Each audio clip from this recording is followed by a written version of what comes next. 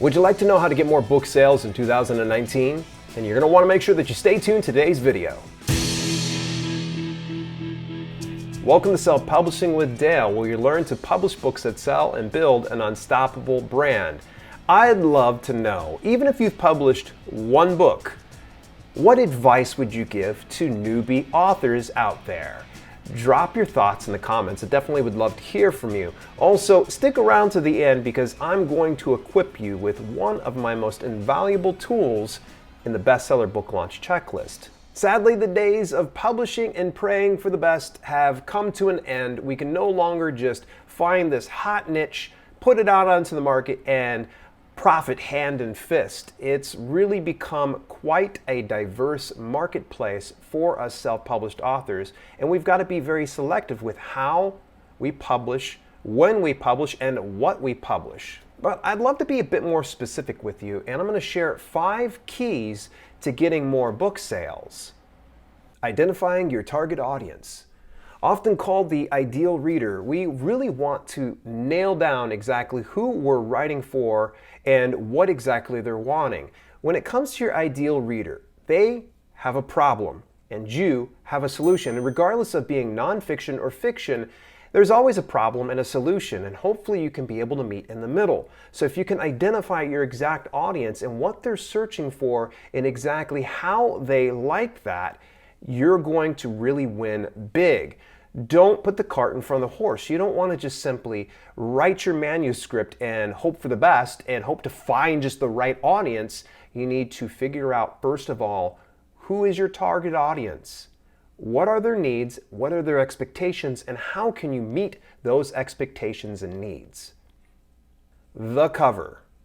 Yes, everyone literally judges a book by its cover. If your cover is not dialed in exactly what your target audience comes to expect or appreciate, then chances are likely when they are served it up through either an impression of scrolling through a feed or just simply even being offered it from a friend, then chances are likely they're just not going to buy your book. You have to really get your cover dialed in or you stand to lose so much more than just money. It's going to be a lot about credibility and, if you're a nonfiction author, authority. The book description. Also known as ad copy, this is where you really need to entice your ideal reader to purchase your book. Regardless of the price point, if you can dial in a good, compelling book description, that it isn't just talk about what you're all about. Here's what this book is about. This is what you're going to expect. You need to show exactly. Show, don't just tell. Show. In fact, I wrote a full article on PublishDrive's blog, and you'll get the link of that down in the description below. Amazon advertising. Oh boy, people are losing their minds. They're saying, but I've got to pay to play? I thought I didn't have to pay to play. You told me, Dale, a long time ago you don't have to pay to play. Amazon advertising, aka AMS, formerly known as Amazon Marketing Services, is the place that you need to consider. Yes, you should not pony up expenses that you can stand to lose. Not all ads are going to do really well.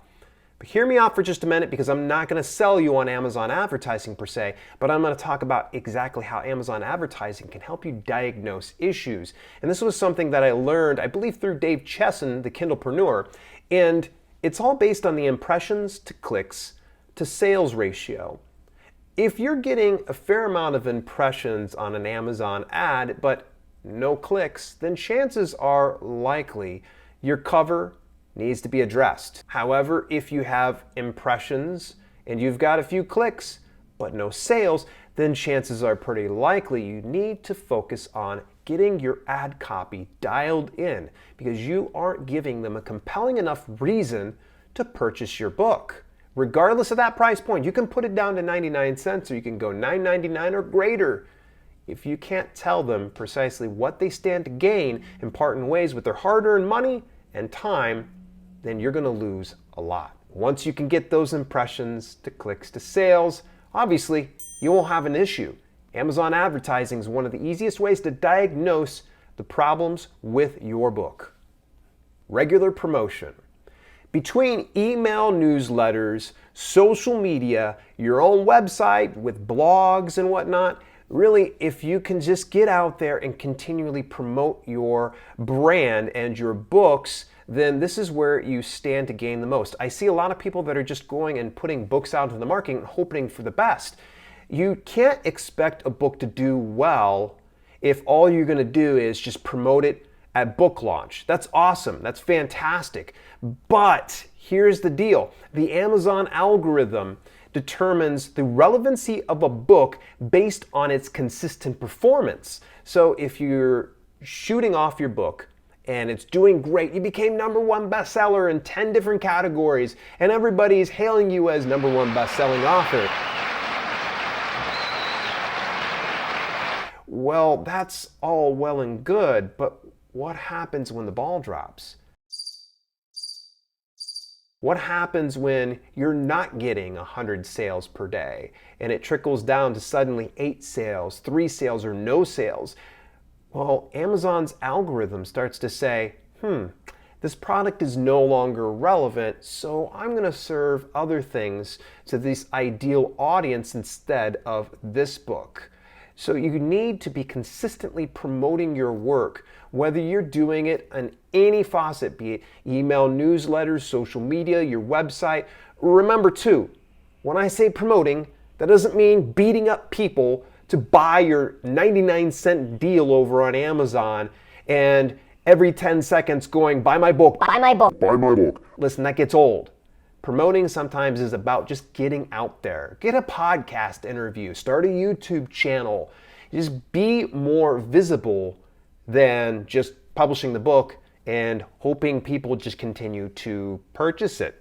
And speaking of getting a good book launch, you're going to want to make sure that you equip yourself with my Bestseller Book Launch Checklist. This is going to give you a step-by-step scenario on how you can have the best book launch possible, and then you can implement some of these tips that I've already given you. And speaking of how to get more book sales, make sure that you go back and review one of my older videos. It still holds up. It's how to increase your book sales. You're going to take a look at it over there, and I'll see you there. If you're looking for the best way to sell books without having to invest anything more than a little time, then you're in luck. Today, I'm going to show